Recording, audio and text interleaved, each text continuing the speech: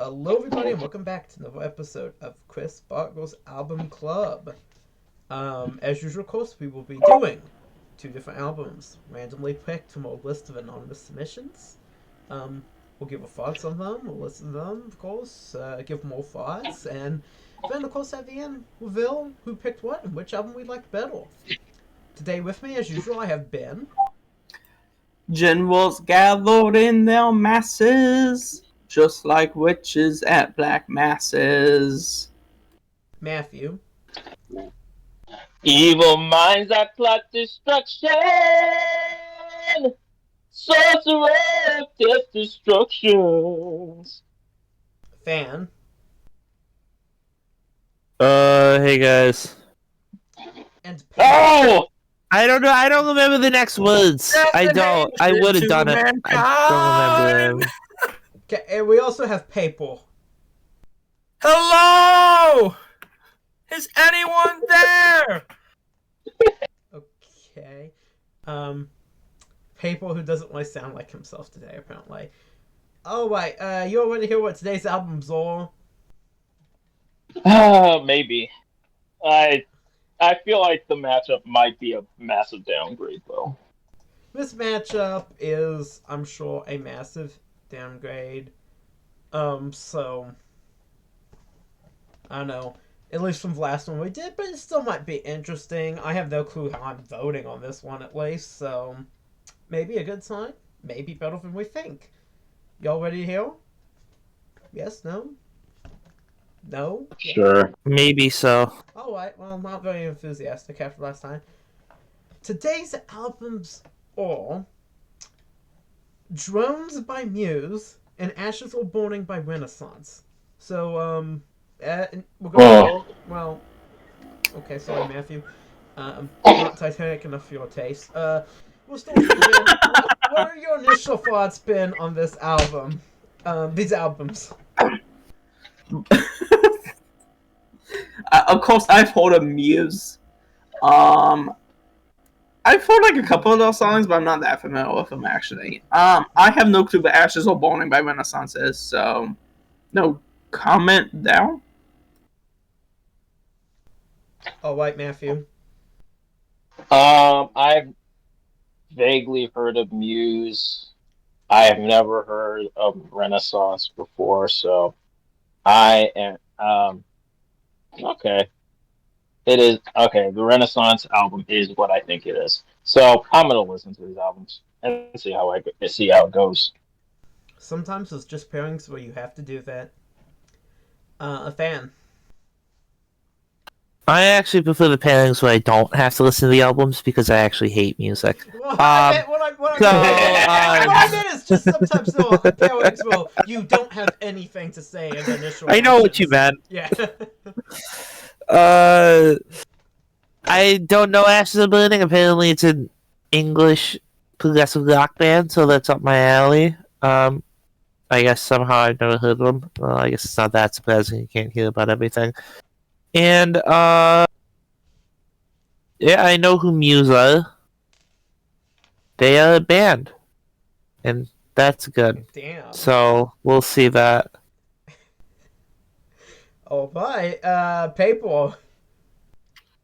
I have never heard of Renaissance. Pretty ballsy name, I must say. This is a 40-year gap on this one, so probably some very different sounds between these two, I think. But I'm excited for this one. Alright, well, I see most of my, fellow album clubbers are not very well versed in, Italian history. They don't know what the Renaissance was. Anyways, I think I've heard some songs by Muse before. I have a friend who I think maybe tried to get me to listen to some of them once. I'm gonna be honest, I can't really remember much, particularly positive or negative. I mean, so I'm going this mostly blind. I don't think I've heard anything from this specific album as far as I know. Just off the top of my head, I don't remember really any song titles by Muse. The only Muse thing I remember kind of vaguely is Showbiz, but I think that's an album. as for Renaissance, I'm kind of vaguely familiar with this band. I have like a friend who likes this band, so um, it's kind of vaguely notable. I guess I believe one of the members, I think the lead singer of this band, once dated Roy Wood from Electric Light Orchestra and Wizard. So, um, you know me, I'm a big ELO fan, so most of what I know is the ELO trivia. So, um, but I kind of have a vague idea what this band sounds like. I remember the single of it; she's pretty good. But I don't think I've listened to a whole album or anything. So, should be interesting, maybe or maybe not. Well, we'll see. We'll see right now, actually, because we're about to go listen to these albums, and we'll be right back with our thoughts on them. Now, we will be starting with Drones by Muse, but we'll get to Ashes and Burning in due time. Alright, so stay tuned, because we're going to listen to albums, and we'll be right back. Alright, we're back and have listened to the albums. The first album was Drones by Muse. And as usual, we're going to start with you, Ben. What were your thoughts on this album? I thought that this album was very interesting. At times, the singing and the instrumentals could be melodramatic. Like, I do think it was kind of a melodramatic album, and I can see why people wouldn't like that. But I still liked it quite a bit, actually. It gave me a lot of food for thought, which I did not expect when going in. So this album was released in 2015, and it's currently concerned with the relationship between that time and then the preceding Bush years, right? I mean, this idea of a drone operator is obviously a very characteristic concern of the Obama years. And I think there's the attitudes in this, especially the second tone, which this is from. But I think that this is taken up in such a way that ends up being illustrative of kind of the entire era of oppositional politics. Maybe both left and right, though I would consider this album left libertarian in that time. The Iraq War kind of, 9/11, of course, and then the Iraq War ended up reconfiguring politics a lot. But there's a lot of continuity between the two presidencies in that. Of course, not entirely. The changes are more towards under the Democrats or towards technology, right? Towards drones and drone warfare. But then there's the question of, is that actually more alienating? It has a higher civilian casualty ratio, that's for sure. Despite it's always supposed to be having a lower one, right? And that's the point of it, ultimately. Is, well, it can be targeted, we don't have to risk our soldiers, etc. And, that's rational. But it ended up proving not so much. And the question of doing drone strikes in countries that we are not supposed to be in, like Pakistan, it all gets pretty messy pretty quickly. And the idea of, I remember watching the news, there was a concern that I think is really reflected by this album cover, of the idea that people are basically acting as video game operators controlling these drones, even though the drones on the screen look like they're more like humanoid drones than the real life drones. But of course, they'll be controlled by somebody, the military, right? The military hierarchy. Maybe ultimately Obama, but maybe the principal agent problem is so complicated that maybe kind of yes or kind of no there. So this album clearly takes a very pessimistic view of the military-industrial complex, and specifically this move towards drone warfare, expressing, I think, a deep exhaustion with Bush and Obama politics both. Even with the way that Matt Bellamy also takes it up as characteristic of this era. So you start with kind of this depressed individual who then gets taken into the military and gets turned into a psychopathic killing machine, That is the whole point of it, is to render people able to carry out these operations. So that ends up being tracks 3, 4, 5, 6. But it begins to break down, right? Bellamy is clearly a humanist in some sense. He thinks that people cannot just become killing machines. They cannot be technology basically for death. Oh, but of course in the second half, right, the main character revolts. Right, he revolts against it. He does experience some level of human emotion, right, human tenderness and aftermath, before turning his like developed abilities against the system in the globalist. But that of course also backfires. So while there's this kind of humanistic impulse of, well, the humans can one kind of break out of it, and that there's some level of human essence that this technologic, that cannot be destroyed. Bellamy seems ambiguous on that point, right? In the end, this album results with the humans all being destroyed, basically, by a bunch of drones. So it ends up being that this kind of harnessing of technology for death through then the instrumentalization of humans, even though the human has some level of resistance to that, it breaks out of that in some sense. The way that the human reasserts itself is back through technology again. And to destroy the world, to destroy the environment, to destroy everything that he was upset by. That being so, to some extent, one could read this as kind of a pessimistic, almost Heideggerian work. Right, well, technology, even though humans continue to be human, the access to the technology has made the protagonist such, and then this, of course, psychological training as well. But really, the technology has altered the phenomenology, right? The way that he experiences being human enough, even though it's not as much as the military wanted, that he ends up being kind of just out of control and destroying the world, and that thus technology is, or at least military technology is, like, ontologically, right, in terms of being toxic to humans. I think that is a reasonable reading of this, but Bellamy seems to allow for some possibility, especially the Song of Aftermath, for that to not be entirely true. So that's how it's played out here. But while this kind of Heideggerian reading, I think, would be quite reasonable, I think that Bellamy still is allowing for some level of optimism, kind of a left libertarian optimism about this could have been taken up in a different way, right? In a different social way.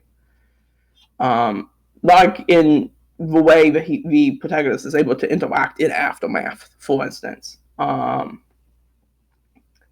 I don't blame people for having a really pessimistic reading, and I think the pessimistic reading and the pessimistic outcome end up expecting something really indicative about the politics of the time, which is the general exhaustion. I mean, I think we can see, even though drone strikes did increase under Trump, I think we can see that there was a kind of broad exhaustion in 2015 and in 2016 with this sense of, like,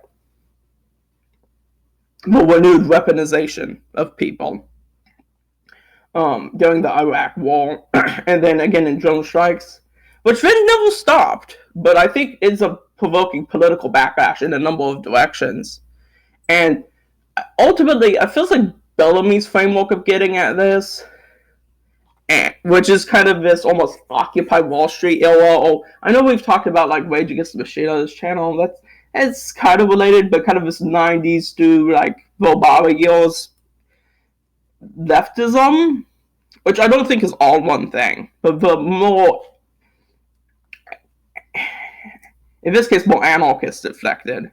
Well, that's so the case in Rage Against the Machine, but this kind of countercultural leftism, this anarchist inflected leftism, is beginning to kind of exhaust itself and I think this is getting kind of exhausted on this album. That doesn't mean that it's unsize or not useful or good, but it feels like that era is beginning to exhaust itself relative to politics, and that's why there's this like deep ambiguity I sense in this album. While at the same time, the type of politics it's reacting against, we would call it neoliberal politics. It's exhausting itself that we can reasonably, and I think even though this is a very as I said, melodramatic, exaggerated story, this idea of humans getting like turned into psychopaths by being drone operators is a reflection of a recurring feel, right, at the kind of end of periods. Something that we see in World War One, and then again in World War Two. That this concern that this world that was supposed to bring, kind of free cooperation among nations under free trade, the end of history, etc.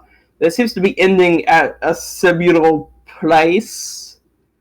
I mean, a lot less bad than those wars, of course, but a similar danger that the previous world orders had experienced, I think, is a big reflected here in its Heideggerian pessimism, but also in the semi-exhausted hints of optimism. I'd be interested in hearing what the others thought about this, though.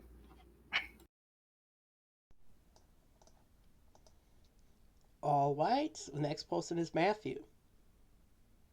I would have very low expectations listening to this album, and I came out quite enjoying this album. At first, there was a song. Uh, there was a song called "Psycho," which I heard from a certain YouTube channel, and and I was like, that's where that came from. At first, I didn't know particularly. Didn't understand what this album was about. I was thinking, wait a second, is this what I think it is about? And lo and behold, it is. I mean, to be honest, it's quite clear what it's about. It's literally on the title of the album. It's kind of like it almost feels like a rock opera in a sense, like the Who albums and all that. But I actually really enjoy this album more than I actually thought I would. And I think in part because of the themes that it is portraying. And like, just most of the tracks are really solid. And while also, yes, the singing is quite melodramatic, I think it kind of adds to it if the singer didn't sing in a like deadpan, serious tone. And I think I would say that my favorite tracks of the album are Revolt, Aftermath, The Globalist, and Mercy and Reapers. But overall, I thought this was a pretty solid work.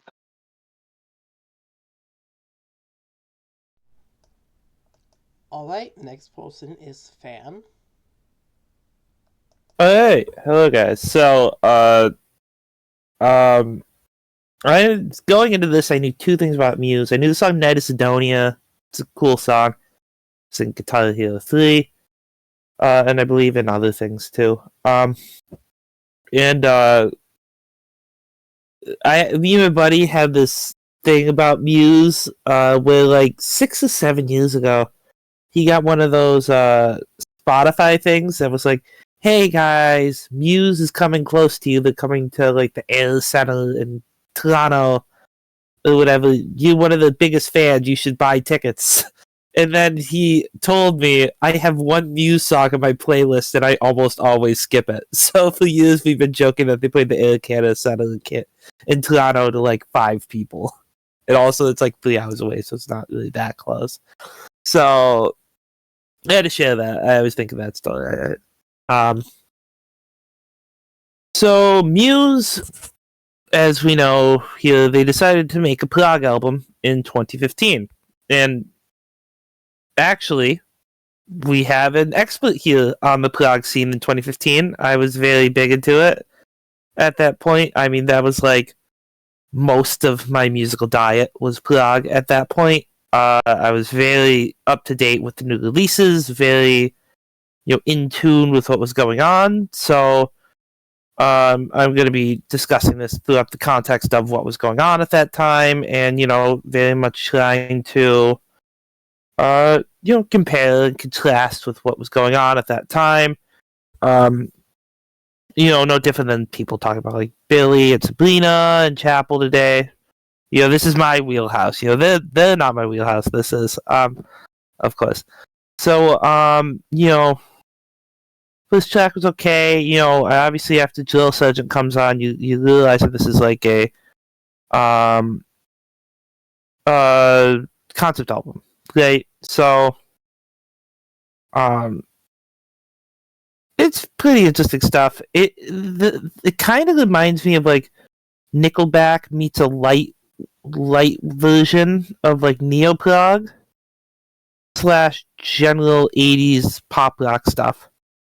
Kind of like a lightweight version of Comedy of Errors, closely released an all-time album in 2015. So we have the next record, which I should listen to first and kind of get my reviews around. So, sorry, I kind of messed up. I usually like to listen to them in the order that we're going to do. It's like I said, it's rather neo-prog, but not as sharp or dense as like a Marlinian or an IQ. It's certainly more prog-related. It's not bad stuff, it's not all bad. The first 2.5 minutes of Aftermath especially are just great music. Really great music. Yes, I am talking about Muse, Chris. I'm not reviewing both albums right now. I was going to pull from the album before, but from the other album, but I realized we haven't talked about that yet. So I really like when they're pulled back best. I feel like when they're going all out, it sounds kind of like they're trying too hard a fair amount of the time. Whereas with like when they're restrained, the band is in more harmony. They're using more. I don't know. It seems like they're kind of using more of the full ability, really singing through the instruments. We get to the Globalist, which of course is the big song. I was super annoyed at the whistling. I don't like whistling. And that really annoyed me. Kind of doing that "Shine on You Crazy Diamond." And it's, I actually more so Octavarium kind of intro. This is a lot more like Octavarium intro than the "Shine on You Crazy Diamond," but that kind of vibe to start with. I mean, it feels like with the Globalists, they finally achieved what they were going for on the whole record. It was kind of like that was what they wanted. It's kind of like they had that song and tried to work backwards from it. I feel like in the second singing portion, the singer whose name I do not know was kind of over singing. As far as like on a prog rock scale, Matt Bellamy, thank you, Paper. Matt is kind of over singing there. On a scale out of 5, it's like a 2, if I'm being generous, as far as like the epic songs on a prog record. Personally, I would have made it a 13-minute song, including drones. Including the like, because the last song drones is a 2-minute like acapella thing. They should have just tacked that on to the song and made a 13-minute song with 4 different named sections.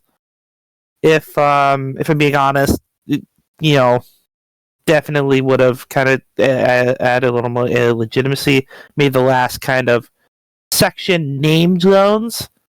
Like, section 4 of the Globalist is drones. That'd be really cool. It'd be a more kind of legit thing. 2015 was an incredible year for prog records.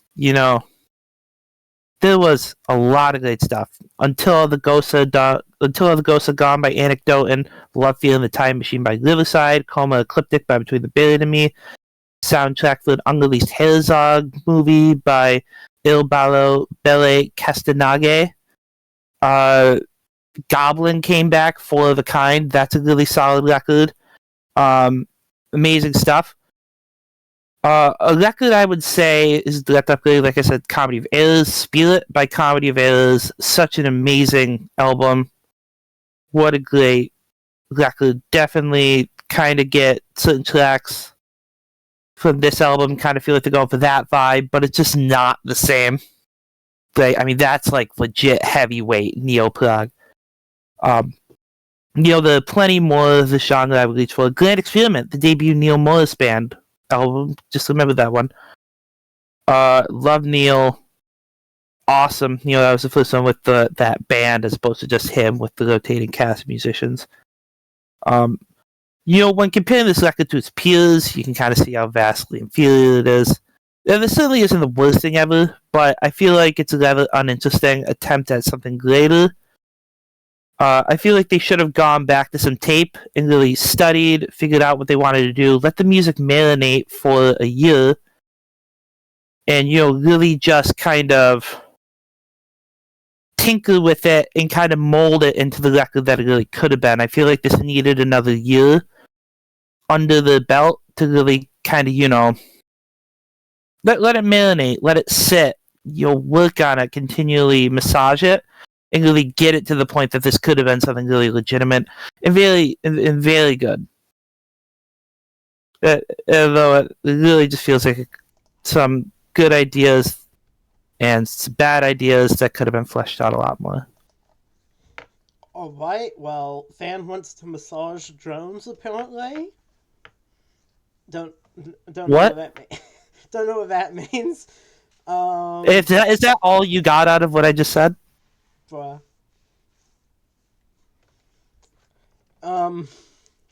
Well, people, it's your turn. What are your thoughts on drones? Sorry, I was cackling there. Now the whole theming of this album is about as subtle as a brick through the window. The whole album is powerful, and its messaging and imagery behind all that flamboyant, dissonant, melodramatic hard rock, like, about how we were getting into militaries would rather get complete control over some of its members, turning them into cold-hearted killing machines, like in Psycho and The Handler. JFK, the intro to The Defector, sampling the JFK speech that is heavily theorized to be about the Illuminati is a definitely interesting choice, I must say. Or how war only serves the powerful, and in the want for more, and their inconsolable greed, the world is no more as it was, mutually assured destruction, and everything. So the real people, are forced to remain and live with the consequences, leaving them to live amongst the wasteland in The Globalist and Drones. All tracks having clean transitions into each other, or most of them at least having transitions into each other, is icing on the cake for a full start to finish listen, like I did. I think Matt Bellamy and the band's songwriting, guitar work, and of course his voice are all top notch on this album, all the way through. I was surprised at the quality of the second half of this album, because I've never heard any of the second half of this album before this album club episode.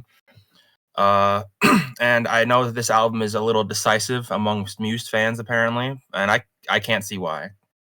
It has everything that I love about music. Heavy riffs, catchy choruses. I've had to say divisive, yes. Yeah, heavy riffs, catchy tunes, soft moments, strong messaging, and just great overall sound. The bassist, Chris Wolstenholme, playing is on point on this album as well for me. Like on the song Reapers, and especially the melodic bass line chorus of The Handler. I really like that. The track Aftermath was also very powerful to me, I must say. Watching the music video on my first listen as well, because very great animation there on that music video. I know we don't really go into music videos much here, but I'm just going to mention it because I got a little misty-eyed on my first listen. Back to Reapers, which might be my favorite song on the record. It's just a jam-packed 6 minutes with many great moments. High-octane intro, the main riff, the bass during the bass taking the main riff during the off the rails solo, which feels very Tom Morello inspired. The whole song in general feels very Rage Against the Machine, which is really cool to me. A big Rage fan. And it all culminates into the Freedom-esque ending of the song. So it's great. And of course, the song also continuing the messaging of this album being about drone warfare and its impersonal nature, about how kind of like a Grim Reaper, it makes something as massive as taking someone's life just kind of like a day job with no feeling behind it, just doing it without any personability to it. It's just a great song all around. And then another song with another potential intro is from another band, but on the other side of the spectrum is Revolt, which at least on the chorus to me feels a bit Weezery, which isn't that much of a reach because Matt Bellamy has gone on record expressing his love for Weezer. So hell yeah, W Matt Bellamy. Overall, this album is great. It's front to back, just an experience. Alright, and that brings it to my turn. As I said at the beginning of this video, I wasn't really familiar with Muse, never really listened to Muse before, other than perhaps a few songs recommended to me, but I was kind of mostly went in one ear out of the other because I wasn't thinking super hard about it, but here, I've tried to absorb this a bit better. I like this album. I thought that the political themes were kind of interesting, if maybe a little dated. I mean, this certainly is a much 2010s talking points, as been said. Maybe they shouldn't have faded out of our conversation, though, but they certainly seem to have. You don't hear really all that much talk about the evils of drone warfare on the news anymore like you did back in 2015. I remember seeing that quite a bit back then. Not really anymore, but so it has dated in that way. Maybe not poorly. You know, as I said, it may be that we should talk about that more. I don't know. I don't necessarily think people are losing their humanity anymore controlling drones and they're all just going on the battlefield and, you know, shooting people. But so, I mean, I do think there was a conversation still to be had there, one that kind of got, I think, well-worded over a bit after this album came out. But it is interesting to listen to an album on that subject. This at least still stands as, you know, an album even after that conversation has faded from the public discourse. We still have kind of a relic of it here. Yesterday's discourse, 10 years ago, actually, and I was just thinking, how long's it been? And it's 10 years. Didn't think it'd been quite that long, but apparently it has. But I generally like the sound of this. The vocalist, Matt Bellamy, he kind of sounded like some, like, weird, messed up version, like, of a guy somewhere between, like, Tom York and the guy from The Killers. So I forgot the guy from The Killers' name, but, he kind of sounded like that. I liked him better than the guy from The Killers, Brandon. So, it was that. It doesn't have my favorite voice, but I think it works well enough. But the lyrics were good. As I said, I did like the themes. Generally, I thought the playing was pretty good as well. It wasn't, you know, it does kind of alternate between kind of more tender sounding stuff, you know, like on Morsi and, you know, Port's Aftermath. And then you got kind of the horror, more, I guess, intense kind of rock parts that are more, I don't know how to exactly say it, more harsh, I guess. And that kind of gives the album, I think, a good range, kind of alternates, kind of prevents it from wearing itself out, really, ever in any one style. Helps kind of pace it out, I think, well. Kind of Nirvana-esque, I guess, in that way. So I liked that. And the songs I'd say I liked the best were Psycho, Morrissey, and then probably Defector, Revolt, and Aftermath. I didn't really dislike any of these songs, really. I think they all worked well in the album format. Telling the story, they all worked well with each other. I wouldn't say any of them were particularly, expendable or should have been cut, because they all kind of go together. You kind of have to have them all, and it does, I think, take full advantage of that album format to tell its story, and even more so than telling the story, convey its political messaging about drones and drones bad and war bad and government and the higher ups of the military trying to get people to cut off their humanity to just become killing machines bad. So I feel like this album was very effective in making full use of album format. It had good lyrics, good delivery throughout. So yeah, I liked it basically. Does anyone have anything else they wish to say about Drones by Muse before we go on to the next album? No? Okay. The next album was Ashes or Burning by Renaissance. And as usual, going back to the top of the starting with you, Ben. What were your thoughts on this album? Yeah, I'm not quite. I don't have as much to say about this one than the Drones album, but I do have some thoughts. I thought that altogether this album was, one, also kind of melodramatic sounding, but two, also pretty good. But I do think that I had like less food for thought here. It did kind of at times have kind of a hippie-ish sound, despite being from '73 and despite being prog rock. The singing on it could, especially with Betty Thatcher, kind of remind me of '60s singing. That was oftentimes a good thing. I think she has a good voice, though it could be a little melodramatic too. I think it was at its weakest on the song "On the Frontier." That was like two '60s for me. I mean, that sounds wrong. That sounds like a wrong thing for me, huh? I messed up what? It looks like Betty Thatcher is the lyricist. You Not the the same. single. The single's name is Annie Haslam. Haslam. I'm not exactly sure how to pronounce it, but the Betty Thatcher is the lyricist, but not the vocalist. Oh, okay. Annie Haslam, not the lyricist. Thank you. Okay, that's confused. Why are the lyricists not the same?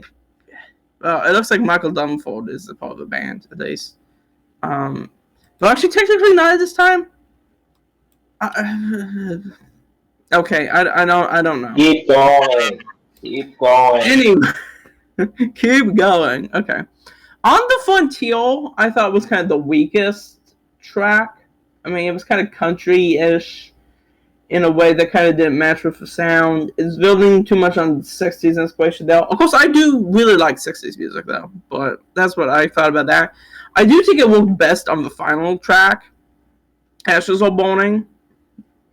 I think some of the imagery that they sang about there was quite evocative, is probably the right way to say it.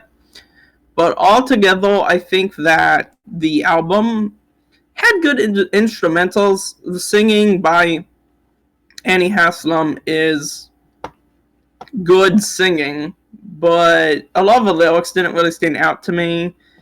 A lot of the instrumentals, frankly, didn't stand that much out. Didn't stand out to me as much as they did on Drones. But I mean, I think it was a quite enjoyable album anyway. I thought that it was well done, even if I can't remember who was singing on it.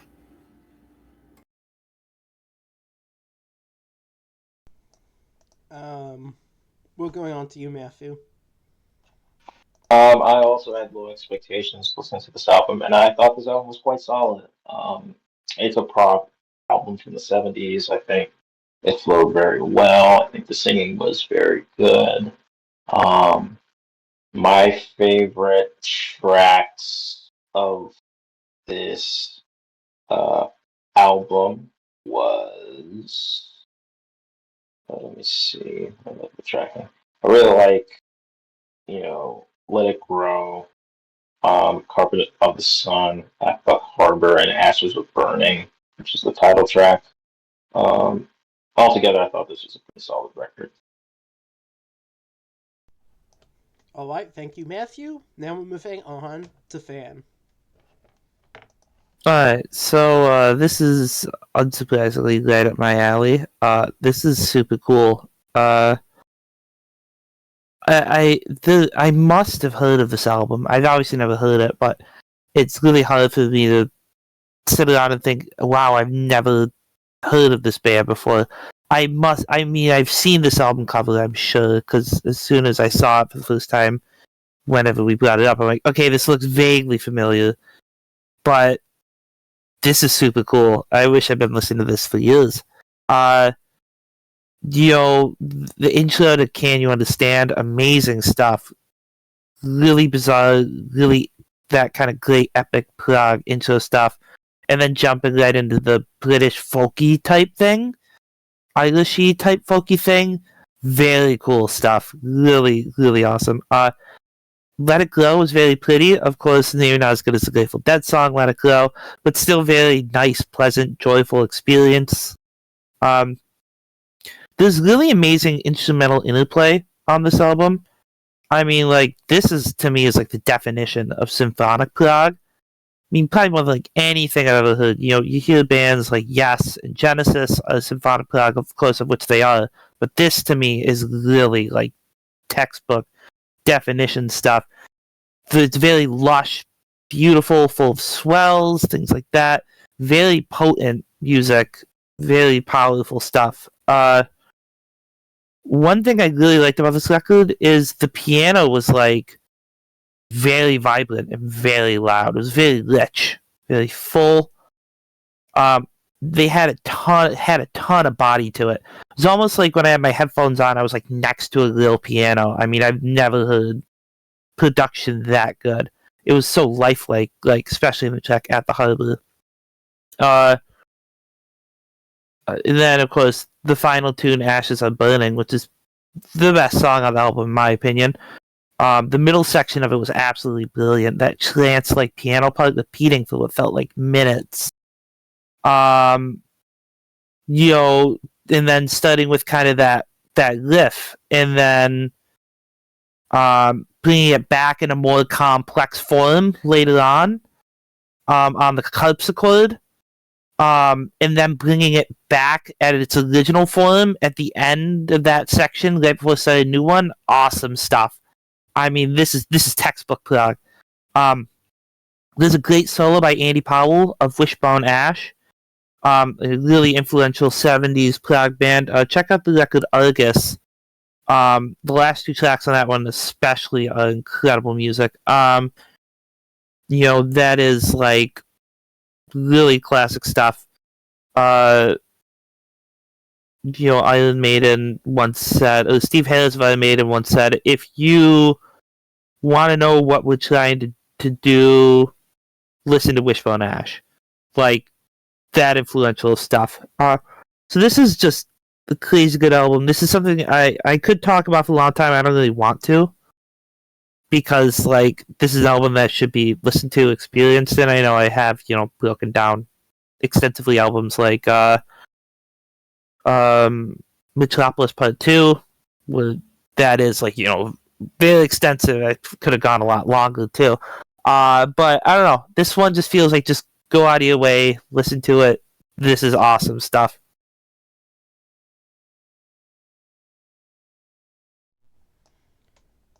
Alright. We're checking to see if you're back, people. I was supposed to fill for time, apparently. I didn't get the memo. Yeah, I can do it if he... I can skip to mine if he's not... He doesn't seem to be here. He said he's back. Oh, okay, he's back. Paperwork short... Hold on. Sorry, break for filming. Paperwork short horn. What were your thoughts on this album? All right, Ashes Are Burning. I'm gonna start with the good. I like the usage of strings throughout the album most of the time. I've loved string instruments in my music. I like some of the purely instrumental parts of this album, like on the first 2 minutes of the intro track. Can You Understand? Were promising to me. I did like that. Some of the sections on the title and final track, Ashes Are Burning, were nice. I did like those. Some of the moments on that song, but that's kind of it for me. This album is a lot of things to me. It feels kind of safe, inoffensive, bland, kind of.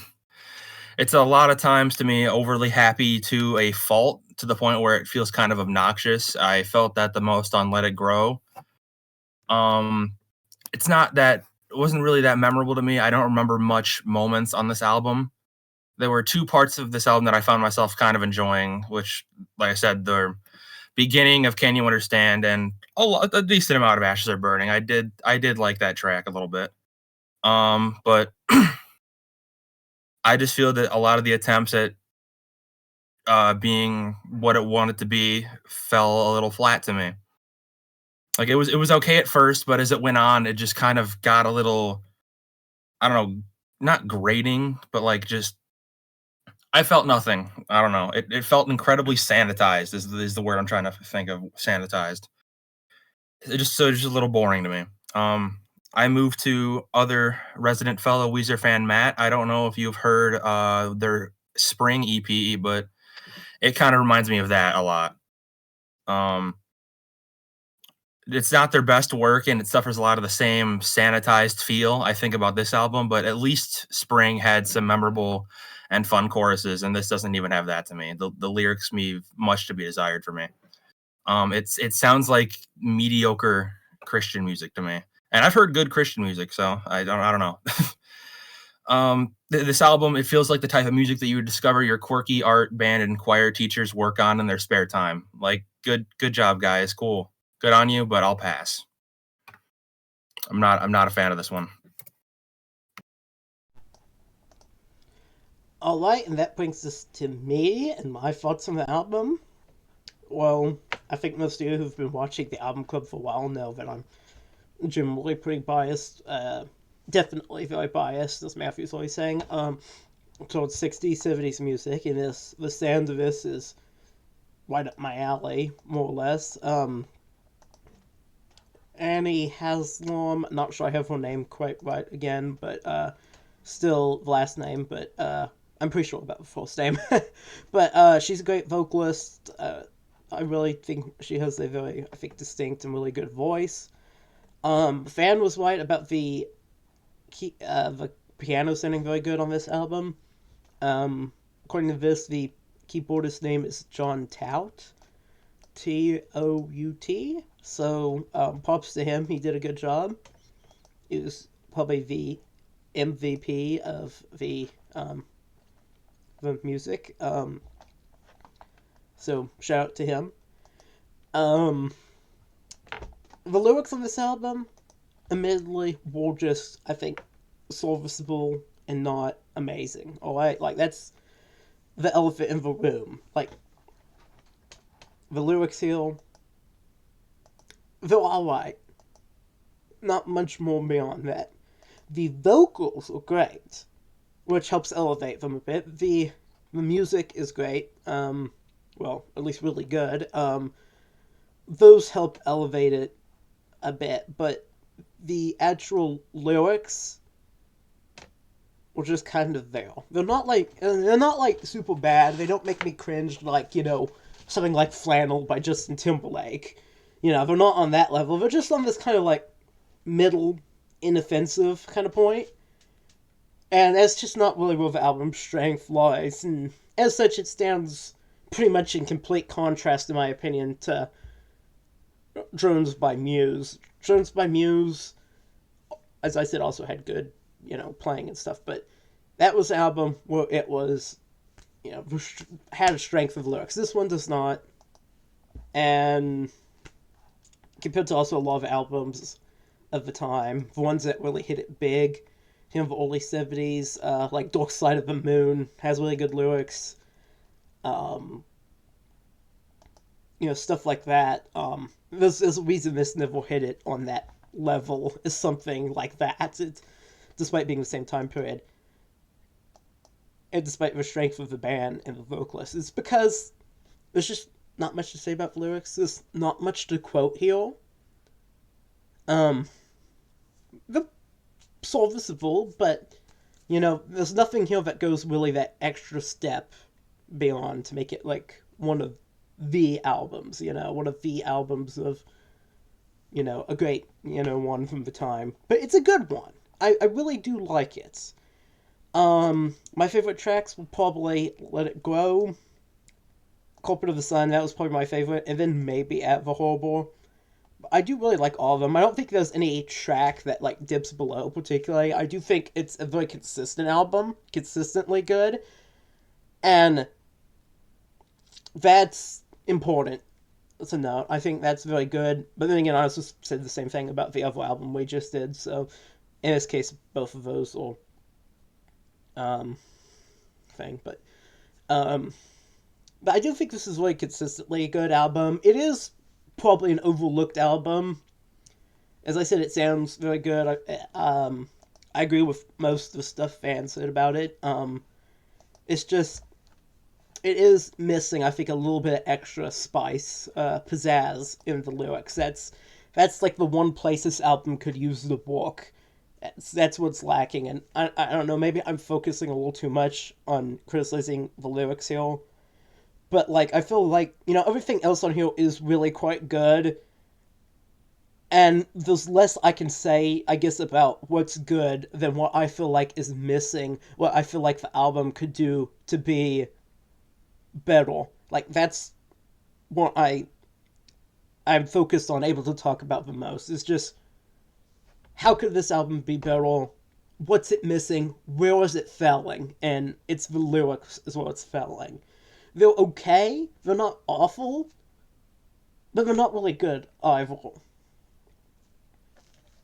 So, they're just kind of typical of the time and the style, so that's about it, what I have to say. I did really like this album. I'm sure I sound a lot more negative than I'm meaning to, but as I said, this album does have a pretty major handicap in the lyrics, so, that's just kind of my take on it. Still, I would recommend to our viewers maybe going and checking out it. It is a pretty cool album, nonetheless.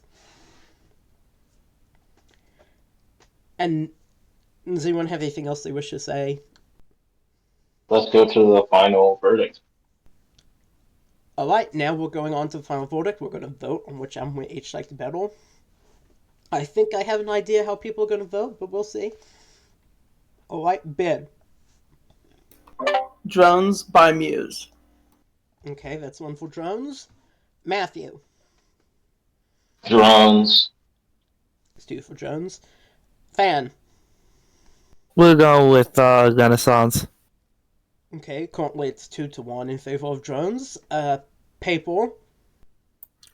I mean, my verdict. I'm going to speak a little briefly on why, because, it's Drones for me, but Drones, for me, takes some risks. It takes some chances. It gives message while trying some varied takes on rock. You come for the heavy riffs of the first half, but stay for the more emotionally loaded and charged finale. And with Ashes Are Burning, it doesn't try, and I feel like it doesn't try enough to be unique while also still sounding like it's again, the song, the lyrics are the biggest issue I have with that. It just feels a little boring to me. It leaves some odd pacing sometimes and not much that sticks with me. It feels like it tries to be music for everybody. And let me leave you with this. Music for everybody is music for nobody. It's Drones. Alright, we're currently at 3-1 in favor of Drones. I also am going to speak briefly, though, here about my pick, because it's me here at the end.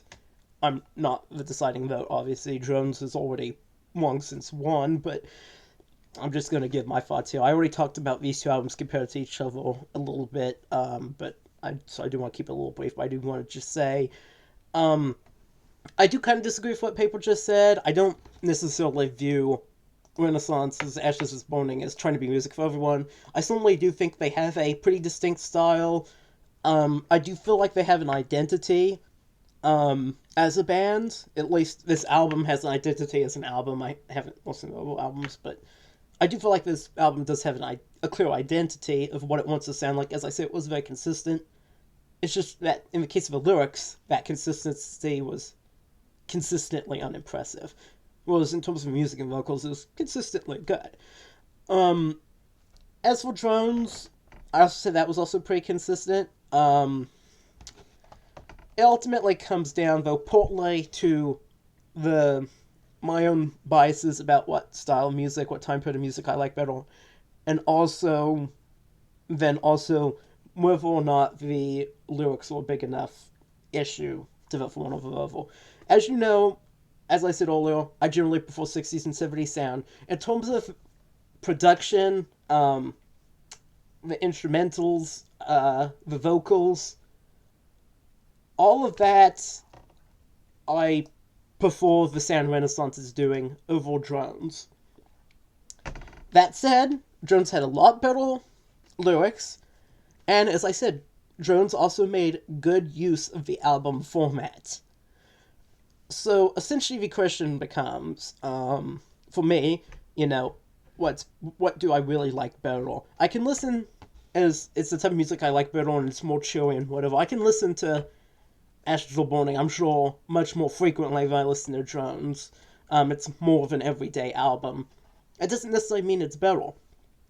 I think really songly, even though I don't like the vocals or the production style as much, or I don't think it's bad, although I don't like that as much on drones, it had, I think, a little something special. It had the whole story, the political messaging. I mean, let's face it, political messaging is mostly, if not completely, devoid on Ashes or Burning. So, Drones had that, and Drones was well done throughout, even if it's not my personal favorite style. It's a bit darker, yeah, it's not as re-listenable as frequently, maybe, but I'll say that ultimately, when you do have the time to listen to it, it's, I think, probably more rewarding than Ashes or Burning. It just speaks a little deeper, has more to say, really, just in general. And I also think it just works better as an album. So, sorry if I've rambled here a bit, but I am voting also for Drones, even though Drones, I was not the deciding vote on anyways. It was going to win either way. I was not picking how I voted based off of how anyone else voted. I had already figured this out, before we started filming, how I was going to vote. I do want to emphasize, though, I did really like both albums. I just like Drones a bit better. So that was 4-1 in favor of Drones, with fan dissenting. So, that was a pretty clear consensus, except for Fan, so.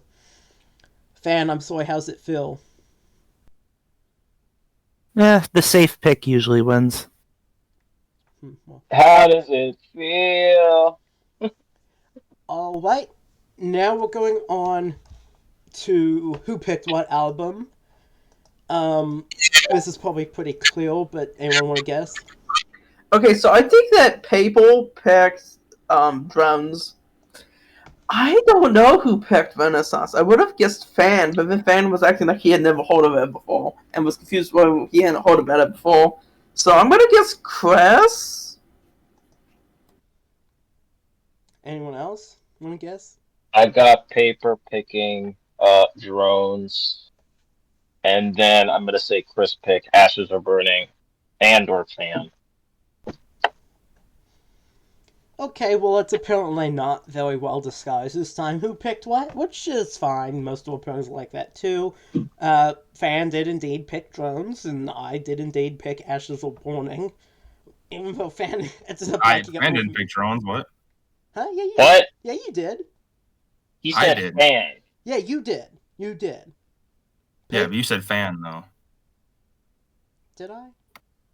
Yes. He Oof, said okay, Fan. so I P names, I guess. I got a little messed up. I'm not feeling the best today, so sorry about that. Papal picked Drones. I picked Ashes Are Burning. but it's kind of weird. Fan ended up liking Ashes Are Burning more than me, which sometimes that happens, so kind of an interesting result, even if it's a bit buried here in the episode.